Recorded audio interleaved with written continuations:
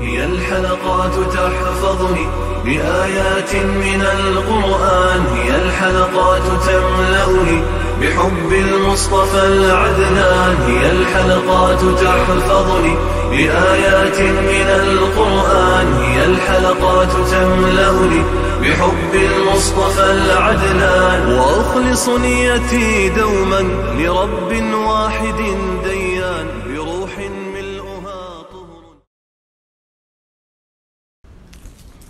Sure Mü'minun 1. ayetten başlayıp okuyayım inşallah. Bismillah, elhamdülillah, ve salatu ve selamu ala Resulillah ve ala alihi ve sahbihi ecmain. Esselamu aleyküm ve rahmetullahi ve berekatuhu.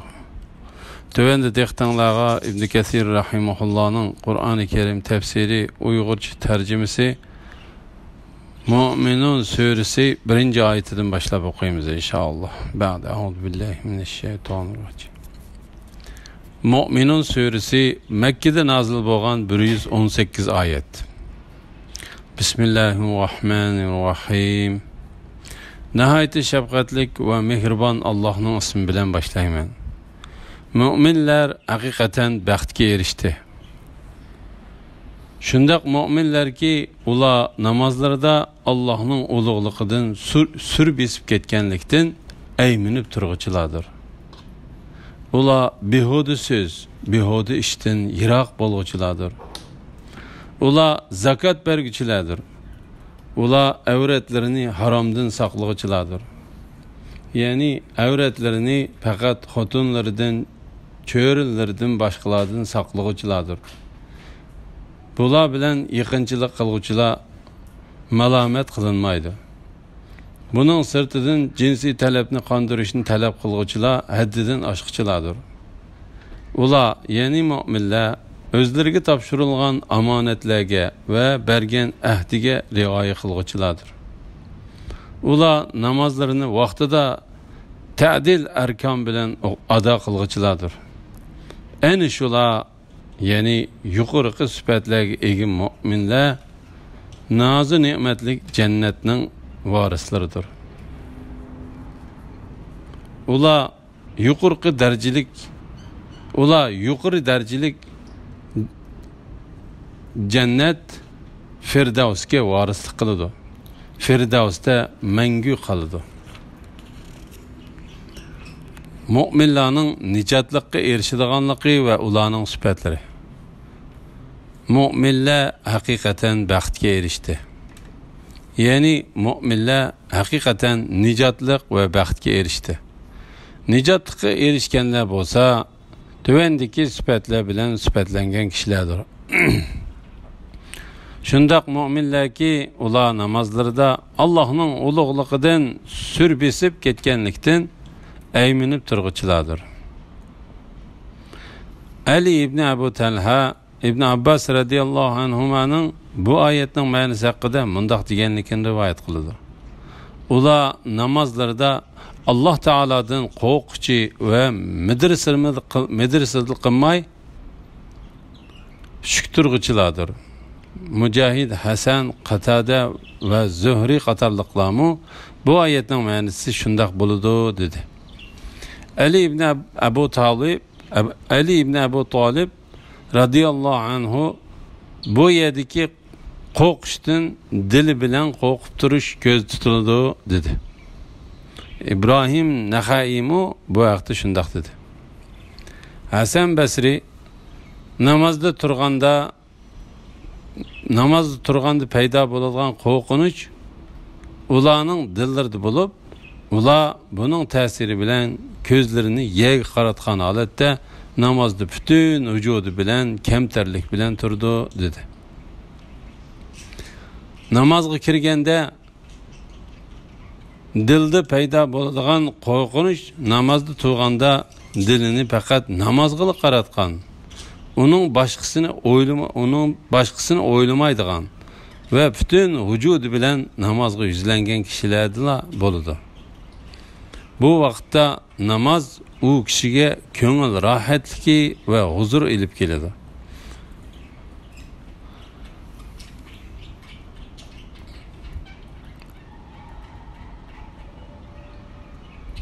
Bu vaqtda İmam Ahmad ve Nesai Peygamber Aleyhisselam'ın namazının köngül huzuru ekanligi mundaq deganlikni rivoyat qiladi.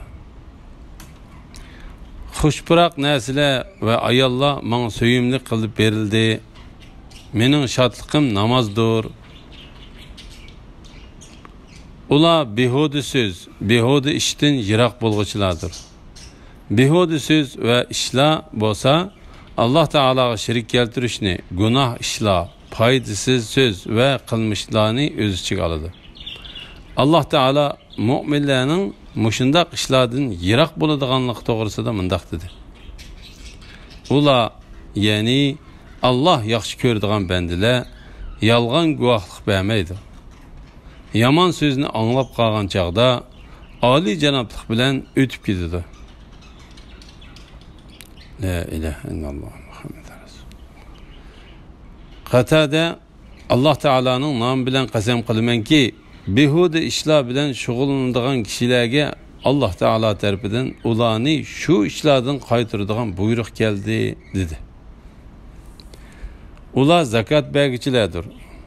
Bu oyat Makkada tushgan. Zakat Madinada Hijriyaning 2-yili farz bo'lgan bo'lsa-mu, lekin ko'plagan olimlar bu oyatdagi zakatdan mol dunyoning farz zakati ko'z tutiladi dedi.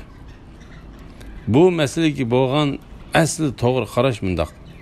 Zakat aslida Makkada farz bo'lgan. Ammo mol-mulk qanchaga yetganda zakat berildi, qanchalik berildi degandek zakatga aloqador masala Madinada farz qilingan. Zakatning asli Makkada farz bo'lganligini Alloh taolaning Makkada nozil bo'lgan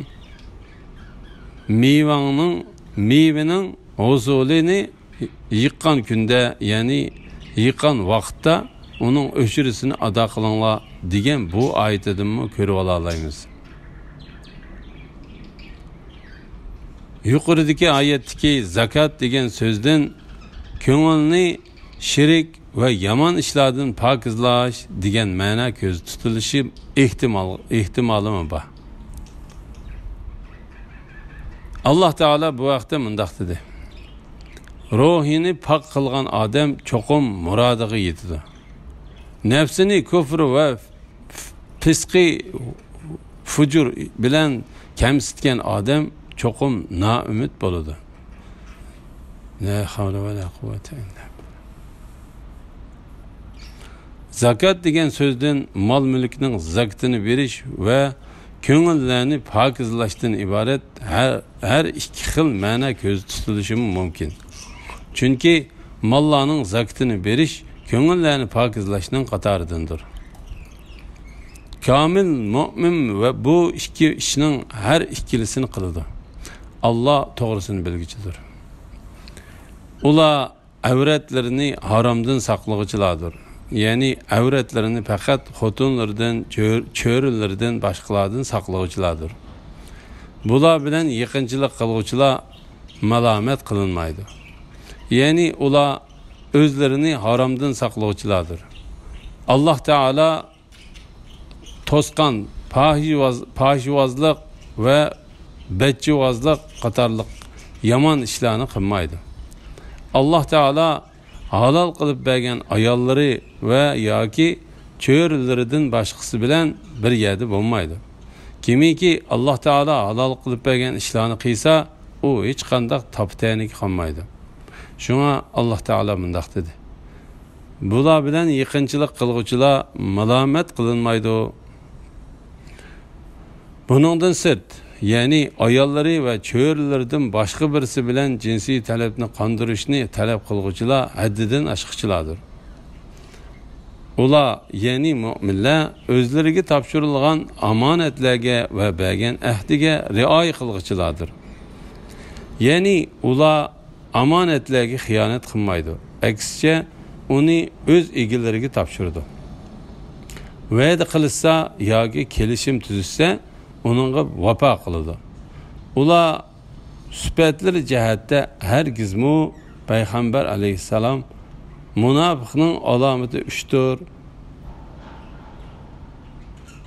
so'zlasa yolg'on so'zlaydi, va'da qilsa va'dasi turmaydi va omonat qo'yilsa xiyonat qildi deb sifatlab bergan munofiqlarga o'xshamaydi. Ular namozlarini vaqtida ta'dil arkan bilan ado qiluvchilardir. Ya'ni ular namozlarini o'z vaqtida ado qiladi. İmam Buxoriy va Muslim Ibn Mas'ud radhiyallohu anhuning bu haqda mundaq deganligini rivoyat qiladi. Men payg'ambar alayhisalomdan: "Ey Allohning payg'ambari, qaysi amal ibodat Alloh taologa bek yaxshi ko'rindi?" deb so'radim. Payg'ambar alayhisalom: "O'z vaqtida o'qilgan namoz" deb javob berdi. Men "Andin qaysi?" deb so'radim. Payg'ambar alayhisalom: "Ota-onaga yaxshilik qilish" deb javob berdi. Men "Andin qaysi?" dedim. Payg'ambar alayhisalom: "Alloh taolo yo'lida qilgan jihad" deb javob berdi.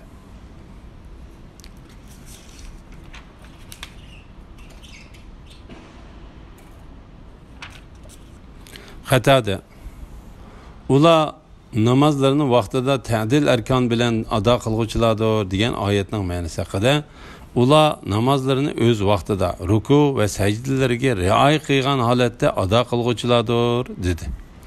Alloh taolaning baxtga erishuvchilarning bu yaxshi sifatlarini boshlaganda ular shundoq mu'minlarki, ular namozlarda Allohning ulug'ligidan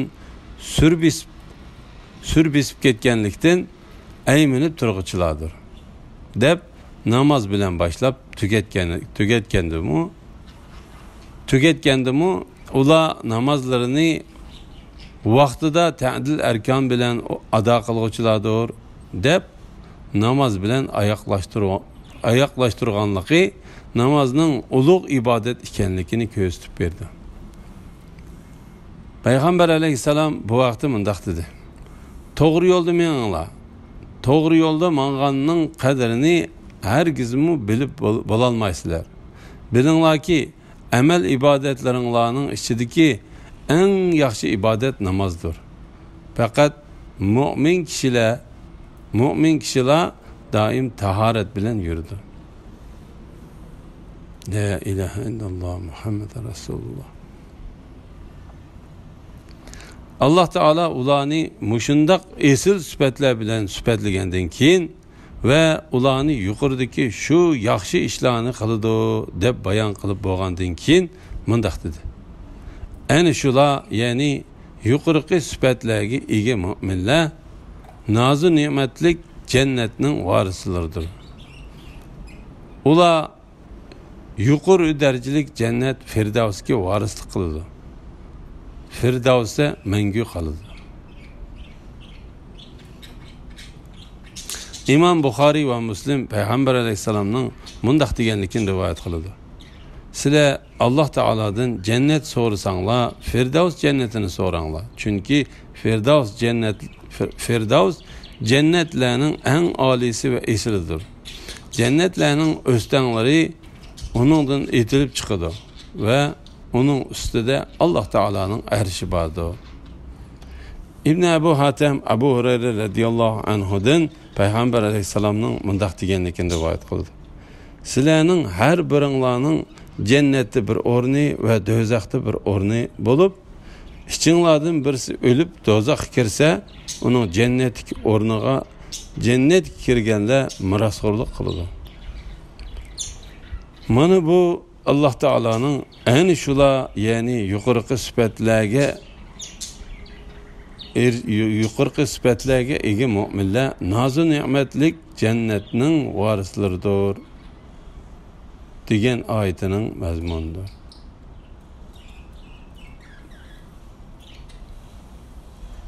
Ayni shular, ya'ni yuqorqi sifatlarga ega mu'minlar nozu ne'matlik jannatning varislaridir. İbn Jarir Lays'tin bu oyatning ma'nosi haqida Mujohidning mundaq deganligini rivoyat qiladi: "Mu'minlar kofirlarning o'rinlariga mirosxo'rlik qiladi. Aslida barliq bandalar shirk yo'q, bir Alloh taologa ibodat qilish uchun yaratilgandir. Müminler özlerinin üstündeki kılışkı tegişlik boğan ibadetlerini ada kılıp, yaratılışının məqsədi boğan ibadetini taşlıb etken kafirlarının aslida ular Allah Teala'ya boysungan bolsalar, erişidigan cihetten ibaret, erişidigan cennetten ibaret nesibisini egellib oldi. Tövendeki hadis yuqorqidan mı bekrek xoşallık elip keladi. İmam Müslim Abu Burda'dan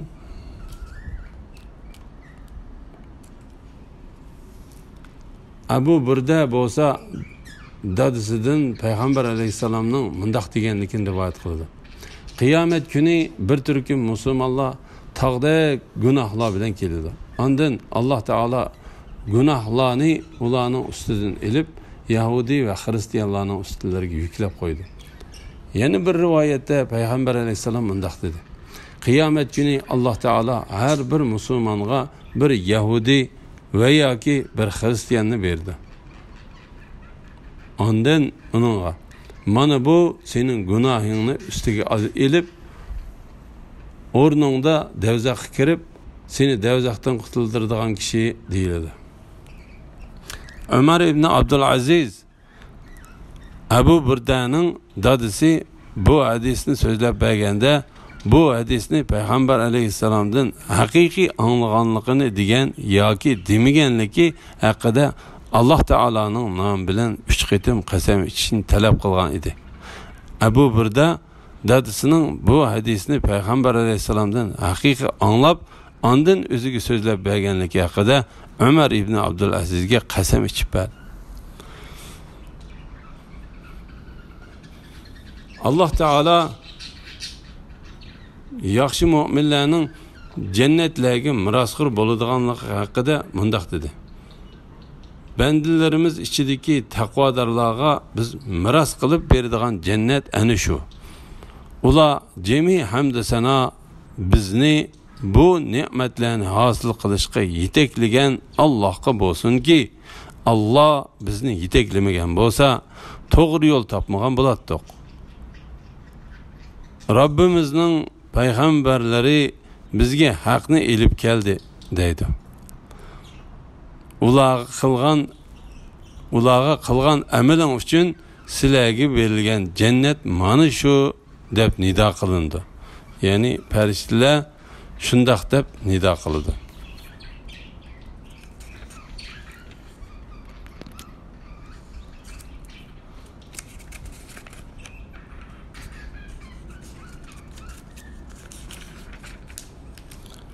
Biz insanı hakikaten layının cevherinden yarattık. Ondan onun bir puxta karar, onu bir puxta karargah yani Beçidanda caylaşkan abi məni kıldık. Ondan abi mənini laxtı kanğa aylandırdık. Ondan laxtı kanını parça goşqa aylandırdık. Ondan parça goşunu söngekki aylandırdık. Ondan söngekki goşqa kondurdık. Ondan onu can kirgizip başka məxluqqa aylandırdık. En mahir yaratqıcı Allah hikmet ve kudret cihetten uluğdur. Ondan sizler çoxum ölüsizler.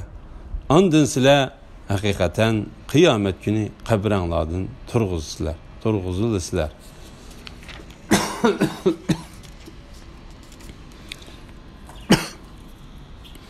Allah Teala'nın Adem Aleyhisselam'ını tüpraktan ve onun avlatları boğan insanlarını bir tamcı sudun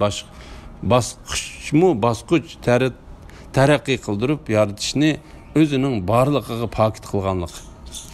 Allah Teala bu vaqtda insanını qandaq yaratqanlık haqqında söz başlap, insanların dadısı Adem Aleyhisselam'ını qarılaydın yasılıp, şekilge kirgizilgen quruq laydın yaratqanlığını bayan kılıdı. İbn Cerir Adem Aleyhisselam laydın yaratılganlık için lay deb ataldı dedi. Katade Adem Aleyhisselam laydın yasılıp çıkıldı dedi. Bu ayetin aşkar manisidir. Bu ayetin aşkar manisidir ve şundaqla ayetin baş ayığı berilgen münasip manidir. Çünkü Adem Aleyhisselam qarı laydın yasılıp şekilga kirgizilgan quruq laydan yaratildi. Layning asli moddasi tuproqdir. Alloh taolo bu vaqtda mundaq dedi. Allohning sizlarni tuproqdan yaratganligi, ondan sizlarni inson bo'lib ziminda tarilib yurishinglar Allohning kamol qudratini ko'rsatadigan alomatlardandir. İmam Ahmed Abu Musa'dan Peygamber Aleyhisselam'ın mundaq deganligini rivoyat qildi. Shek shubhisizki Alloh taolo Adem Aleyhisselam'ni zaminning hamma yerlaridan yig'ib olgan bir siqim to'pidan yaratdi. Shunga Adem Aleyhisselam'ın avlodi ularning to'pisi orqali ularning to'pisi ilingan zaminga qarata tanlarining ranglari qizil, oq, qora va yoki bularning birisiga mayil tabiiti eski yoki yaxshi veya bu ikisinin birini tartgan keladi. Bu hadisni Abu Davud ve Tirmizi shuningdek rivoyat qildi. Ondan uni bir puxta qarorgoh, ya'ni Bachchidanda joylashgan abi ma'ni qildik. Bu oyatdagi uni degan almash muayyan bir insonni ko'rsatmasdan, balki inson jinsini ko'rsatadi.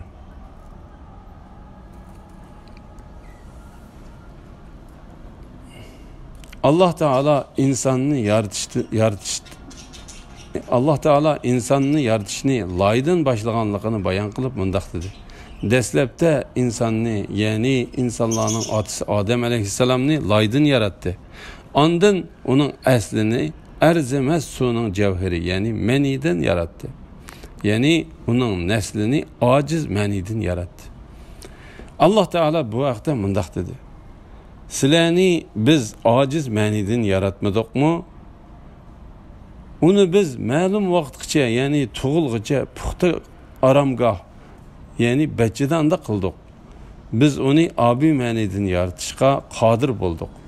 Biz uni eng chiroyli shaklda yaratishga nima degan yaxshi qodir bo'lguchimiz?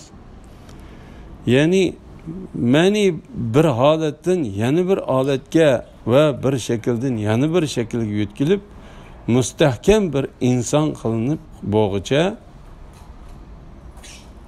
biz uningga tayyorlangan onaning bola yotqisida qildik. Ondan abimani laxt qonga aylantirdik. Abimani bo'lsa erlarning umurtqa so'ngki va ayollarning ko'ksidagi so'ngaklarning orasidan kuch bilan itilib chiqadigan suvdir. Bu suv qizil bir laxti qonning shakliga aylandi. Ikrima qizil bir qonga aylandi dedi. Ondan laxti qonni parcha go'shtga aylantirdik. Ya'ni u hech qanday shakl kirmagan bir parcha go'shtga aylandi. Ondan parcha go'shtni so'ngakka aylantirdik. Ya'ni biz uni bosh, qo'l, put, so'ngak, pay va tomirlari ba shakliga kirgizdik. Ondan so'ngakka go'sht qo'ndirdik. Ya'ni so'ngak, pay va tomirlarni yepish va ularni chingitish uchun u shakliga go'sht qo'ndirdik. Ondan uni jon kirgizib boshqa maxluqqa aylantirdik. Ya'ni ondan biz onunla ruhini püylüdük. Şunun bilen o anlaş, görüş, biliş ve hareket kılış iktidarı va bir məxluqqa aylandı. En mahir yaratquchi Allah hikmet ve kudret cihetten ulug'dur.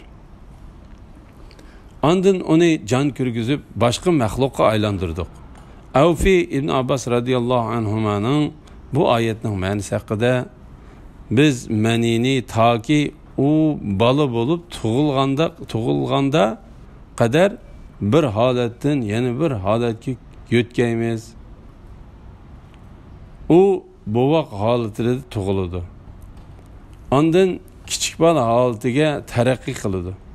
Ondan balog'atga yetadi. Ondan yoshlik davri keladi. Ondan yosh quramiga to'ladi. Ondan qeyrishga boshlaydi. Ondan nihoyat qeyrlik holatiga kirdi deganlikdir. deganligini rivoyat qildi. Imom Buxoriy va Muslim Abdulloh ibn Mas'ud radhiyallohu anhudan payg'ambar alayhissalomning mundaq deganligini rivoyat qildi. Haqiqatan sizlarning biringlarning yaratilishi mundaqdir. U anasining qo'zig'ida 40 kun sperma holatida turg'izildi. Ondan 40 kun laxta holatida turdi. Ondan 40 kun bir tishlam go'sht holatida turdi. Ondan bir farishta avatilib uningga jon kirgizdi. Rizqni, ajilini, amalini va baxt yoki baxtsiz bo'ladiganligidan iborat 4 so'zni yozishga buyurildi. Uningdan boshqa iloh bo'lmagan zot Alloh taolaning nomi bilan qasamki, sizlarning biringlar ahli jannatning amalini qilib, toki uning bilan jannatning orliqi bir gez qolganda uningga putilgini ilgari kelib,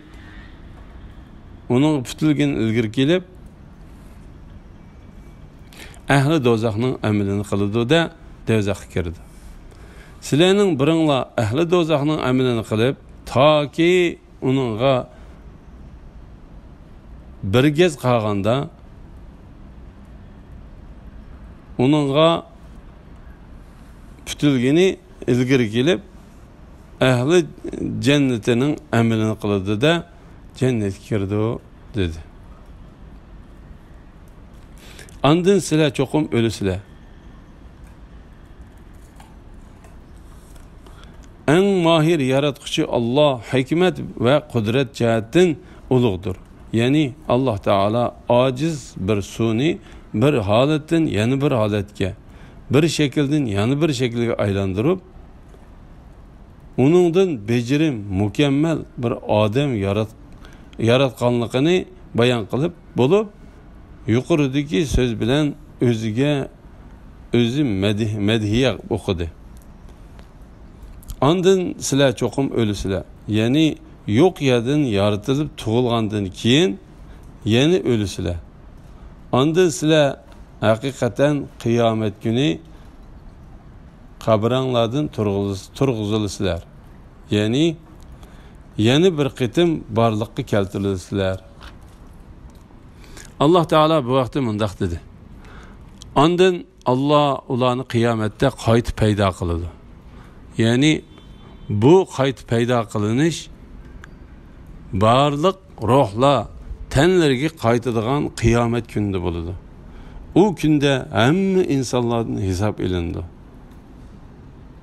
Her bir kişiye onun qilmishlariga qarata, agar qilmishlari yaxshi bo'lsa to'liq mukofot, yomon bo'lsa to'liq jazo berildi. Elhamdülillah, Allah şükürler olsun. Yukarıda Sure Mu'minun tefsirinden 16. ayet anladığınla. Ahirini keyin qitimliq o'qishimiz davomlashtiramiz inshaalloh. Va sallallohu ala Muhammad va ala alihi va sahbihi va sallam. Assalomu alaykum va rahmatullohi va barakatuh.